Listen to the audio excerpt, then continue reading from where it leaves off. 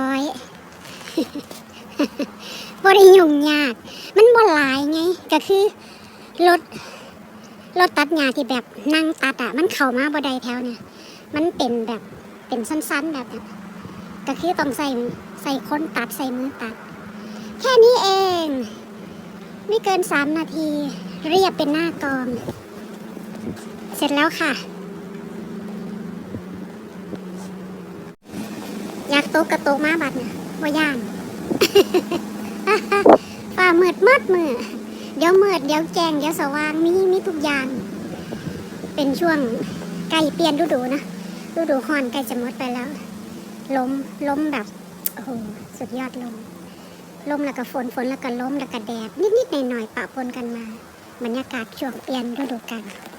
เสร็จแล้วค่ะเรียบร้อยง่ายๆไม่ได้ยุ่งยากไม่ได้ลำบากก็เกิน5 นาทีเบ็ดเสร็จเรียบร้อยแต่ถ้าเฮาบ่ค่อยได้ออกกำลังกายหรือว่าเฮาบ่ค่อยได้ขยื่นร่างกายมาแบบย่างแบบสั้นๆแบบนี้แล้วก็ถือ